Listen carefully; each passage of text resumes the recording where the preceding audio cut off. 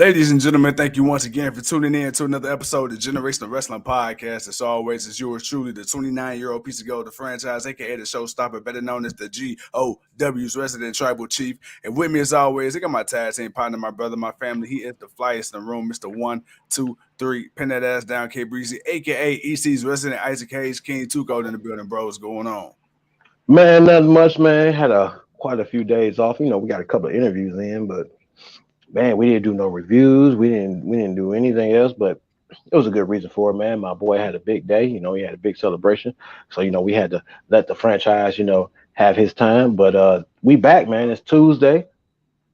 We've had quite a few days of wrestling going on, man. Some news and stuff to talk about, man. So, hey, man, let's get the people what they want, man. Let's talk. Let's shoot from the hip. Well, with that being said, man, I got one simple request from the GOW faithful, and that's been the knees to the king, and of course, acknowledge me, your tribal chief. And with that being said, man, we got a couple things to shoot on, and the first thing I want to talk to you about is the Genius of the Sky, former NXT Women's Champion Io Shirai. So there's been rumors circulating, man, that her contract is up in August, and once that is up, she will be on her way out of out of WWE. Io seemingly took to the internet, took to Twitter to kind of debunk it, and saying, it was just pretty much rumors and that was it. But it was a very cryptic tweet, so nothing more, nothing less. Tuco, man, do you see Io Shirai staying in WWE past her contract? And if she did leave, where would you like to see her go? Not where will she go, where would you like to see her go? I mean, she can go to Impact, she can go to AEW, she can go to New Japan. Those are her three choices. If she doesn't stay in AEW, that's where she's going. I would say Ring of Honor, but we still try to figure out what that really is. But yeah, I would see her going to one of those three places, but she could be happy there, but also it has to come with some type of, look, I'm better than what you think I am, and Io is. Io's got that. She's got that it factor, man. She's good. People love seeing her in the ring. Leo stardom in Japan. Yeah, Io is a top player, regardless to what you want to say, because her theme music, her moves, what she does, her character, like, man, Io is the shit. Io is the shit. Every time Io come out, we say Io, like that. Yo, man, we got to give her a shout out, man. So, hey, nah, man, Io is definitely a somebody. It would be foolish of them to let her walk. But that would just show, that they don't see her as value. Which, man, again, that's fucked up, but it is what it is. But if she doesn't stay, I see her going one of those three places. Leo, what's good? Joey V, what's good? Lonnie, I see Lonnie. What up, man? What up, Lonnie? What up, Joey? So my thing is, going back to the whole topic of Io Shirai, my thing is this: Io has an immense amount of star power, especially when she had that heel turn on Candice LeRae, and she she left the Genius in the Sky gimmick and became like, the darker, more methodical, evil genius. Especially with that intro. That intro is I love that intro. The way Io came out in the all black with the black and red hair, and she had the music and everything like that. Like, Io came out totally repackaged, looking good, in the words of my boy Booker T. But yeah, and my thing is this: I really truly believe that Io has what it can take to be on the main roster and be successful. But unfortunately, the way she's been booked the last year and a half or so, really, honestly, since AEW has really kind of come into its inception, since the Wednesday Night Wars, I feel like Io, they kind of really, man, just kind of tainted her booking, because I feel like you had a period where they put her on TV so much, you kind of got tired of her, and then you just took her off completely. You had the thing with Zoe Stark, but then Zoe Stark got injured, and then you just really haven't seen Io much since. And not to mention, you got the whole 2.0 rebrand. Where does Io fit if she resigns? Well, I didn't feel like they were tainting her booking when she was the champion. When she became the champion, she needed people to fight, but at the same time, this was also kind of during that pandemic standpoint. So it was like you only had so many people that she can actually fight and go up against. A few of those people she ended up fighting twice. Like, so it wasn't like she was fighting fresh people all the time. She was fighting a couple of people quite a few times. Like her and Gonzalez, even when she beat Gonzalez, but then Gonzalez beat her, like they had that couple of, back and forth battle. And she had that battle with everyone else. So I don't think it was just that they tainted the booking. It was just who you could book that would seem legit, or that people were that wanted to see her go up against. But yeah, I don't think that. But as far as just do they know what to do with her? I believe they do know what to do with her. I believe they do most definitely know how to work. Triple H is the reason why. Like I have confidence in it because she was the one thing. She turned heel, and ever since she turned heel, it became this new character. Regardless Yeah, if it's been a heel or a face, it's gotten over. She is somebody, when you see her come in, okay, Io's about to give me a show, and she's about to hit this moonsault that's going to be on point, and it's going to be, it's going to be on point, and that's what we want to see. And we love the way just her character and her mannerisms and all that other stuff. So it's not that there's a lack of confidence. It's a lack not on her part. It's on the company's part. yeah, They know the right people know what she can do. It's convincing the others yeah. that what she can do, and that's going to be the big thing. And if they can somehow get that, if they do bring her up to the main roster, cool. Uh, I don't want them to just throw her in a tag team with Oscar, even though I really think that'd be a great tag team. But Right. you're not really. There's no confidence in the tag team, so it's like, well, I'd rather see her just be herself, and just have a feud with somebody to get her feet on the main roster. Just get the kick the wheels a little bit, and then get going. And then you can go either heel or face because she's good at either one. But you got to make it. I, I almost.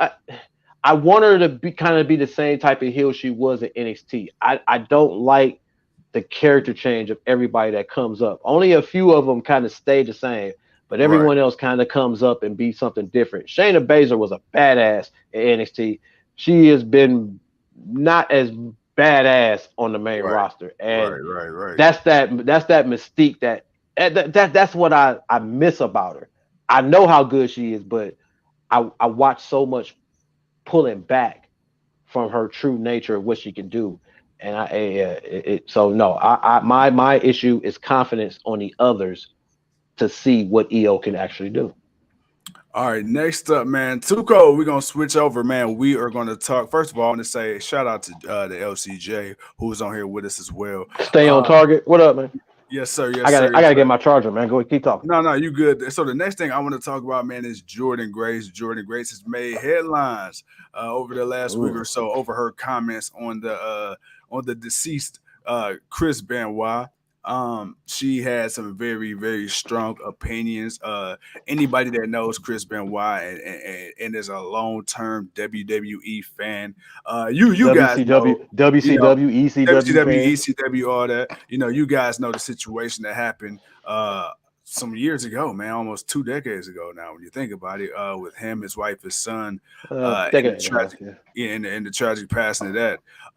And Jordan, she took to the internet. She responded to somebody, had some comments. Long story short, man, people were coming at her left, right, sideways. She actually ended up with then reach out and had a talking with Chris Benoit's son, David Benoit, and those two had a nice long conversation. And Jordan has announced that she is going to pledge $5,000 to the Concussion Legacy Foundation, with the overall campaign goal of being 20,000. Tuco, man, this is one of those things that we've talked about in the past, even before this came up recently. We talked about Chris Benoit, and not even just Chris Benoit, just people in general. When you talk about professional and personal, and if you can Mhm. really separate the two, um and in certain cases, man, the waters get a little muddy, and some people will say there's absolutely no muddiness about this. He did what he did, and therefore he should be erased. And then you have other people, man, who say, hey, he did what he did, but you can't disregard his accomplishments in the ring. At what point, man, is it or is it not acceptable? If it is, it's to each his own, because I don't ignore what he did, but I don't erase him either. And some people feel that way. What he did was wrong. It was wrong. But people don't talk about Chris Benoit as if Chris Benoit was somebody who was abusive or anything like that. Like, yeah, they might have started seeing signs closer to when it happened, or maybe a couple of years prior to it happening or whatever. But when you watch or listen to people talk about Chris Benoit as a person and who he was, that's not the vibe you get. That's why it was so shocking when we heard it. It was the fact that it's not so. Yeah, something was wrong with him that made him do what he did, and he couldn't get past it, and unfortunately he took his life and the life of his family, his wife and the other kid. But I, I understand where Jordan is coming from as far as what he did was wrong, how wrong it is. I'm not going to dispute that whatsoever. But I also can't ignore what I saw from Chris Benoit. He was one of my most favorite wrestlers.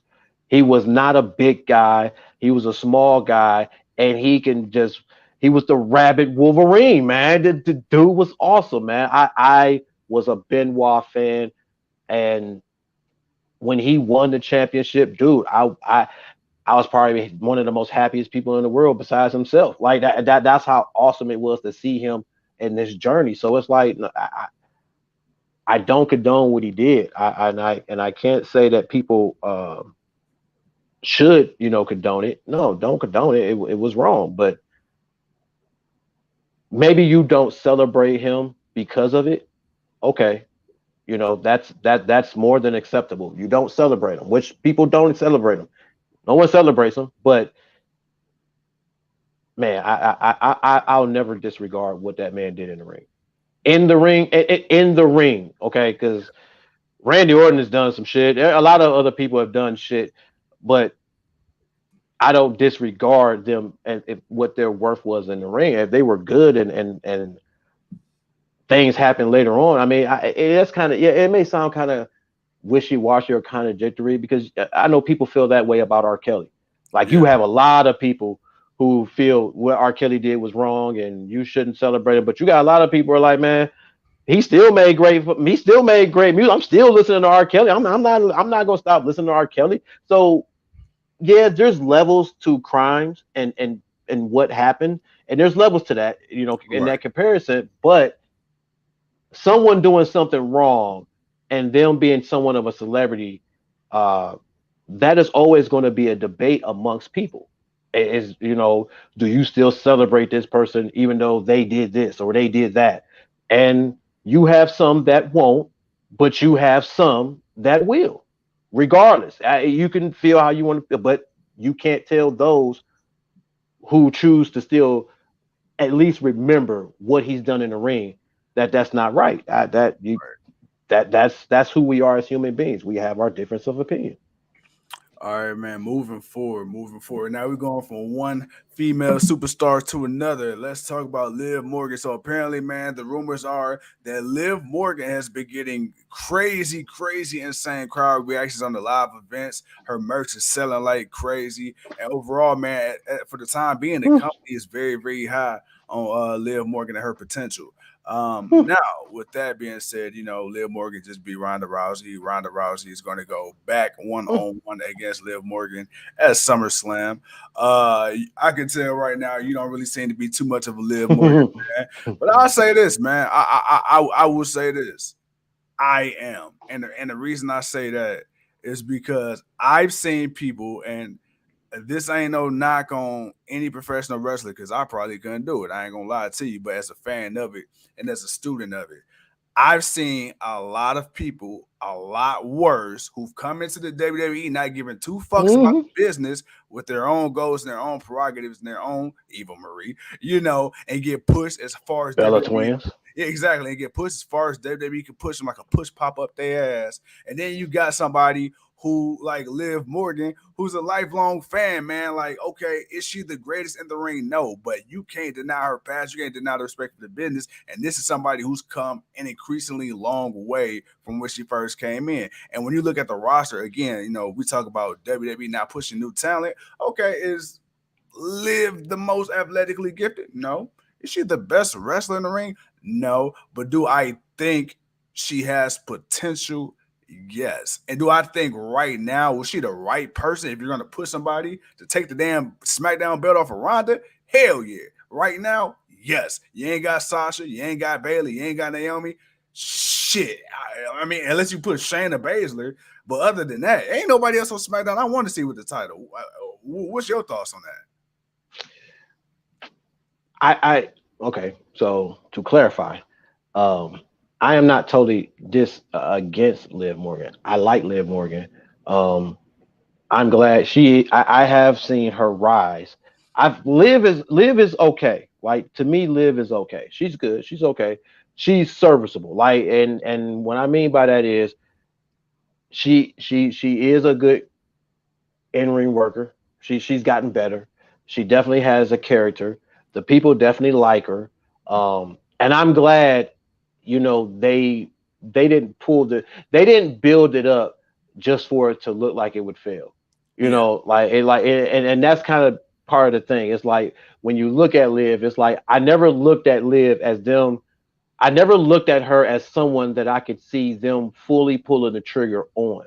So that's why it was such a surprise for me when she actually won, because it's like, oh shit, they actually let her win. They actually let her cash it in. Okay, cool. That's a surprise. I'm surprised by that.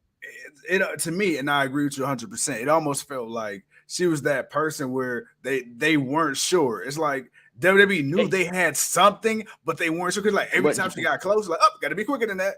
Got to be quicker than that. Right. It's like, no, we got something better. No, we got something better. So it's like, all right, cool. But it's like so it's like it's more of I just kind of give up on them pushing her. But at the same time, it's like I wasn't mad at that she didn't win. The prediction was different. But again, even for the prediction, I didn't have much confidence that she would win. I didn't even pick her. So it was like it's none of my picks. So it was like, all right. But she won. It was like, cool. They went with someone brand new. Damn. All right, bet. Somebody who's been working, putting in the grind. She's had to develop her character, since coming from the Riot Squad, so kind of want to take it more seriously. Yeah. They were kind of botching it with the whole Lana thing at first, and that. So yeah, it was a rocky start, but she found her niche and it worked for her. And I never had a problem with that, but I never had confidence that I didn't even believe they were 50-50 on Liv. I thought maybe they were 30-70. Like 30% was like, yeah, she's a possible, but we got so much things that we think is better that we're going to do first. And that's how I felt. So when I looked at the field of who was in it and kind of where I kind of saw maybe some storylines would go, I didn't see her being a part of it, because I was like, I evaluated it. It's like, you made a great point, which is why you got a point for her being there, but it wasn't good enough for me to put her past other people that I picked. So right. Respect. So that's more what it was. But as far as how far can she go? Okay. She beat Ronda, yes, but she beat Ronda with a bad knee. Okay. So it was, and it was after the match. It was a cash in. Now, I don't have a problem with that. It's Money in the Bank. You have that right to cash it in. That's the whole purpose of it. Right. Hey, somebody just got into a huge fight. What do you think is going to happen with Austin Theory if he actually tries to cash it in at Roman Reigns after that last minute standing match? Yeah. We're going to get the same exact thing. I have no problem with that. The only problem with the Theory thing is people wanted it to be Matt Riddle instead of Theory. That's the only difference. They're not mad at it was a new person. They're mad it wasn't the right new person. Yeah. So it's no different with Liv. But now, can Liv beat Ronda legitimately? Can it look good? That's my thing. That's where I'm now looking. Can you try to really tell me Liv is going to have a shot to truly beat Ronda? That's why I say the triple threat match is needed for the buffer. You're going to need the buffer because one, I don't think it'd be a great one-on-one match because I don't see Ronda being able to carry the match, and Liv is only going to do so much. And Ronda's gonna have to look dominant. So it's like what?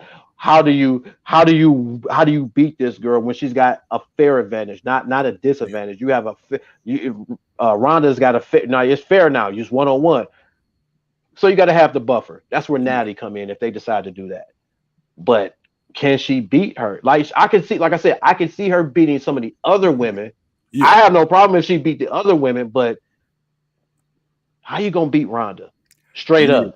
And the only way I feel like it can happen is in a triple threat match. So that's why I wasn't sure if she's getting just a straight up rematch, they can use the knee angle. I'm pretty sure Natalya will have a hand in it, but it's got to be believable for me, and I just don't see it being believable without some shenanigans that kind of taints the match, and that's the kind of the double-edged sword you have with wrestling, man. It's like, you kind of got you want one thing to happen one way, but it's going to happen a way you probably won't like. But you got what you wanted, but it just didn't happen the way you like. It happened in a way it kind of put a damper on it. So, this is what you get when you watch this sport. But hey, we love it. Hey man, never mind. I had a question about Tame, but I'm gonna let it go. All right, so no, let that go. Yeah. But all right, man. So now we crossing the pond. We are walking through the forbidden door, the fiery bridge, because the floor is lava, too cold. We're talking about that boy, the Mad King himself, Eddie Kingston. Yo, look, I'm gonna talk to you, man. Let me keep it funky fresh with you, my man. Yo, Eddie Kingston. Okay, so MJF. Let me preface this first. MJF, he had a hell of a promo about a month or so ago. And then we haven't seen him since. But he said something that stuck out to him. He says he's one of the only wrestlers that make you feel. In this day and age with all the flips and all the whoop-de-doo and all the hoop line shit, he is one of the few wrestlers that actually make you feel and give a fuck about the match, make you give a fuck about the storyline. Because the thing is, you either like MJF or you either hate him. And if you hate him with a fucking passion. There's no in between with him. With Eddie Kingston, Eddie Kingston is somebody else where, okay, at this point in time, we know what it is with Eddie Kingston. I don't expect to see a 5-star match from Eddie Kingston. Not from a technical standpoint, no. But I expect to see Eddie Kingston come out here and whoop your ass or get his ass whooped. My thing's with Eddie Kingston, he makes every storyline he's in. It don't matter who it is. It could be him and Chris Jericho. It could be him and Sammy Guevara. It could be him and a broomstick. He's going to cut a promo, and he's going to make you think, man, that you murder his dog 10 times over. Like, Eddie Kingston is one of those people where, do I think sometimes he goes a little over and a little extra and a little juvenile delinquent-ish? Yes. A teenager with daddy issues sometimes. Yes. But, there's no denying in my book, bro, if Eddie Kingston, hypothetically, man, in the weird, funky world of wrestling, if this contract was to come up and he said, you know what, man, I kind of want to test the waters. I want to see what we can do. Do you think this Eddie Kingston has a chance in WWE? I'm sure he has a chance in Impact. I'm sure he has a chance in anywhere else now. He's made his name, but do you think this Eddie Kingston can make it to WWE? That place up there in Stanford where he couldn't make it before. I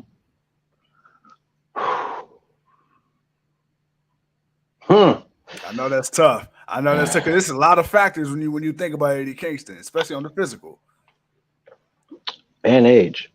That too. No. No. He's good where he's at. Okay. I don't. They'll make him a manager. They won't want him in the ring. They won't. Crazy? I didn't even think of that. I didn't think of they won't. They won't want him. They won't. They'll want to make him a manager so he can speak for somebody else that they'll think it's. No. Yeah. No. Mm-mm. And no. I'm not even gonna put no ifs in it. I have no. He won't make it because what is he gonna do? Who is he gonna fight? Like he'll have. I'm not to say that he can't have somebody. How far can Eddie go to beat Eddie? That Eddie that you want to see, and Right. how often is he going to be able to do it? I just don't. I don't see them letting him be as free as he is in AEW. I so no. I don't. He'll just be a manager to somebody eventually. Speaking of AEW, speaking of WWE, so recently released Marco Stunt, man. He's been quoted online as to saying, when he, speaking on his time in AEW, and then of course, eventually, getting up out of there or whatever, being released. He said AEW, man, they got a taste of the WWE Kool-Aid, and they kind of got drunk off the star power. They started bringing in a few guys, and then they kind of got addicted to that feeling of these ex WWE guys. And when you look back at it, TNA, they've been accused of that in the past. WCW been accused of that in the past. Too Cold as a fan. WWE did it. Hell, they did it. Hell, WWE did it themselves. Right. But I think wrestling. But my thing is this: do you think Tony Khan and AEW has done a fair job at both promoting the influx of WWE talent while still maintaining their homegrown talent as well? I think so. I don't think that he's promoted necessarily WWE over his own people per se, but you can't help the fact that the WWE guys that are coming in have a bigger name. I mean, that's kind of by default. Here's the okay. Oh, I kind of hate this conversation because it seems asinine to me, man. People, first and foremost, Vince McMahon did not create all these people. Absolutely. He did not create all these people. They got a bigger name being there. They got more notoriety. But a lot of these guys were not built in WWE. Half of the WWE roster is the independent guy. So I don't want to hear. I so hate this conversation because it's like, come on, man. What part of that do y'all not understand? Like, of course, ex wrestlers go to other companies when they see value in them. Yeah, that has always been going on, man. I mean, damn, that's been going back. Ric Flair wrestled for 3 or 4 wrestling companies. Like, come on, man. Like that, wrestling has always been that. When the Clique left, they were ex WWE guys. The Outsider, what do you think they were? They were ex WWE guys. When Jericho went to WWE, what was he? The ex WCW guy. So, dude, I don't want to hear that narrative is dead because that has always been wrestling from TNA, Ring of Honor, does not matter. That's wrestling, man. Some guys become bigger and they go out of the company they're in and they go to the next level. CM Punk was in Ring of Honor. Samoa Joe was in Ring of Honor, then went to Impact, then went to WWE. He is not a WWE guy. This is what wrestling has always been. Right. Now, to the point that you asked, did Tony Khan get drunk happy? I think he did get kind of drunk happy, but we always said he has to. Like, he would be stupid not to sign them people. Yeah. You got you got John Moxley. Let's take the big names. You got John Moxley, you got Bryan Danielson, you got Adam Cole. Throw in there Aleister Black. Throw in there Andrade. Throw in there Keith Lee. Throw in there Swerve Strickland. Throw in there FTR, who was not in AEW. They were in WWE. Right. Throw in whoever else you want to throw in. Christian or whoever. Yeah. CM Punk. Throw all those guys' name in this pack. They're free agents. They want to come wrestle. You not going to sign them? Come on. You're not going to sign none. You're not going to sign none of these guys? I'm sorry. I got to ask that question, and I would love fair answers from any and everybody that's watching. If all of those guys are free agents, and they all want to wrestle, and you got an opportunity to sign them, and they don't want to go to WWE, they want to come to you, or they'll go to other places, but they're available to be signed. Are you not going to sign them? Yes, you're going to sign them. Why? Because they have a name. Not all of those guys are WWE guys. Yeah, they got a bigger name in WWE, but they got a name. You knew them from independent. You knew them from New Japan. You knew AJ Styles from Impact. For left Impact, went to the Indies, went over to New Japan, became a bigger name, now is in WWE. When he leaves WWE, he is not a WWE guy. He is an Impact guy. He is an independent guy. He's a guy who went to WWE and just put that extra mark on his career, like a lot of guys have done. Right. This conversation is dead, man. Yes, Tony signed them guys, but he also signed a lot of new talent. He's still grooming talent that is coming in from when he started to now last year. Look at some of the younger guys you got, man. We've got the Four Pillars. We got the Acclaim, who we were talking shit about these dudes. And now, man, they're over. Like, we're seeing young guys. We're about to see Jungle Boy do his singles run. MJF, whenever that boy was over, we hope to see him come back. Darby Allin, Sammy Guevara, like, they're still good guys there. They're not everybody. Dude, you need names to help build these other names. Right. Adam Hangman Page just beat Adam Cole twice. Regardless if you totally like both matches or not, I like both matches.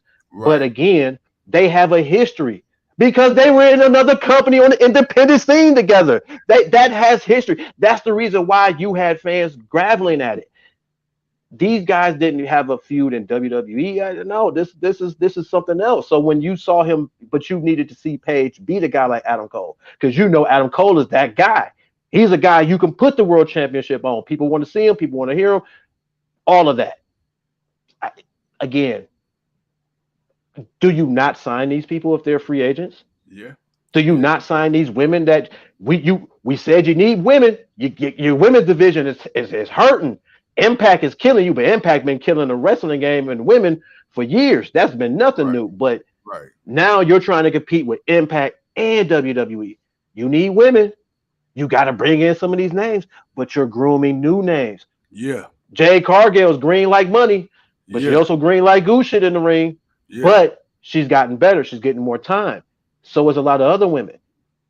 Britt Baker's not WWE, but she's the most popular woman in AEW. So but you need names. You gotta have that. But that's the wrestling business. That has always been the wrestling business.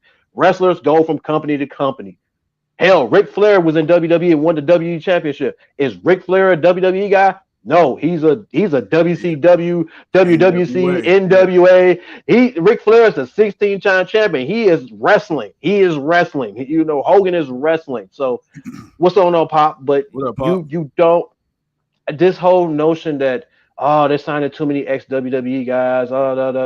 Dude, Vince didn't create all these guys. Yeah, he didn't create them, and he still got a lot of the guys that made their name. Big name on independent scene. Hell, Cody just had to go do that to prove to Vince that he was good enough. So he's an ex-WWE and AEW guy. and the thing is really cool before we wrap it on up too. I think because WWE was the only monopoly for 20-something years up until this point, after the collapse of WCW, and then of course you had the collapse of ECW and all the other territories. Through the years, you've always kind of equated Vince McMahon and wrestling, or WWE and wrestling. When you think of professional wrestling, when you think of, you still watch wrestling, you bring up Vince McMahon, you bring up WWF, for people who refuse to call it the WWF. You don't really think World Wrestling Federation. You don't really think of, and this is no disrespect, but you don't really think of WCW. You don't think about the NWAs, the WCCWs. You don't think about the ECWs. And it's not because they're not irrelevant. It's just because I think people assume that if you're not in WWE, or if you weren't in WWE, you didn't make it, which is unfair, because WCW was the shit for a minute. They was killing WWE, and ECW, even though it was never as big as WWE, they made a name for themselves. They had a hell of a fan base themselves, because guess what? Guess who bought their library?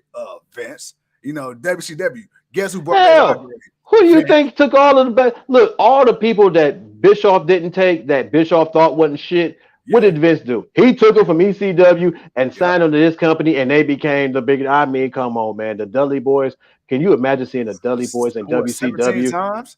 I mean, but can you imagine seeing them in WCW? Like, man, come on, man. Like that would have been a hell of a the Dudley Boys versus the Outsiders. Like, come on, man. That could have been something if Bischoff would have seen it. But Vince found the way. He found the way. He found these guys. He didn't find these guys. They came from other companies just like these other guys are. It doesn't matter what era, what years you want to say this in. It is a constant revolving door because that's been a constant thing. So absolutely. Yeah, man, yeah. But I can understand Marco Stunt's point also. But at the same time, dude, Marco was over, but he wasn't over for the right reasons. Like he wasn't over because you knew he would give you a good match. He wasn't over because you knew he would give you a ring. He was over because he was a small dude who didn't take no shit, and people respected that. Yeah, that's who Marco Stunt was. So again, if it's a Brian Cage, somebody we know is good, that could have got a better opportunity. If this is him saying it, I can kind of buy into that a little bit more because it's like, yeah, man, they dropped the ball with you and they realized that because they picked it up with Warlow, but. Hell yeah. They picked it up with Warlow. You best believe. Oh, Tony wasn't doing that twice. Oh, no. That one, I already got 1 month. No, I got him back. He's in Ring of Honor. He's cool over there. But I ain't messing that up again. Warlow, we gonna push. You gonna beat up 25 nobodies. All right. This is what you gonna do. But he ain't gonna let that pass. So Tony learns from his mistakes. Sometimes he'll create them twice, but he'll learn from it the third time. And he's not perfect, but again, man, you can't deny what's available. Yeah, you can't be blind to that, man. If Tony was doing that, man, I feel like that would have been suicide for AEW, because then imagine if a lot of them dudes went to Impact or New Japan.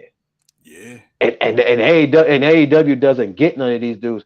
And that's one of the things, like, you still had a hard time trying to build respect for the guys that were known, but you needed them to be more known in the States because a lot of people only knew them from the Japan, Kenny Omegas, the Young Bucks, and all these others. And if you could watch Ring of Honor or whatever, sure, but you needed the bigger audience to know these guys. Well, man, you need some names. And you got names. And without the partnership of New Japan, I don't really think it works as well. So, but at the same time, as a businessman, I can't look at those names of people that have been released from WWE that they have given up on or have chosen to leave. Because that's one of the two either. They either chose to leave or WWE just gave up on them because they didn't value them no more. Right. Regardless, I can't look at that list of name of people and ignore them and not sign some. I got to sign about at least a minimum of at least 6 of them. I got to sign about 6 of them. One after another. I got to introduce them like we introduced Adam Cole and then Bryan Danielson. Like, that's how I'm kicking. Like, I'm doing exactly what Tony did. I'm kicking them out like, yeah, let's go. All right, y'all want to step up? Y'all want to show? Hey, now step up, show up, because now you got people. Hey, this is a dream match. You got an opportunity to go and show what you can do against a guy like a Bryan Danielson. And how well have we been saying that a lot of the guys have been having matches with him, how they look so much better, once we see them wrestle, we see the time and the preparation that they're putting in. Daniel Garcia, Anthony Bowen, Max Caster, when they have their singles matches, and other guys, Dax and Cash, when they have their, like, we're seeing other guys do something we don't normally see them do in WWE. We don't normally see this happening in WWE, period. So, hey man, you gotta take it what it is, but Marco Stunt was never that dude. So, I get his point, but at the same time, know your level. Well, all I gotta say to that is,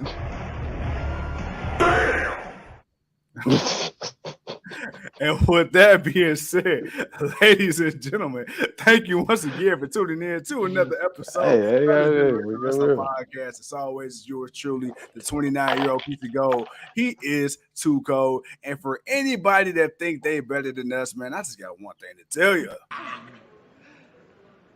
All right. And Tony? Yeah. Cut the shit.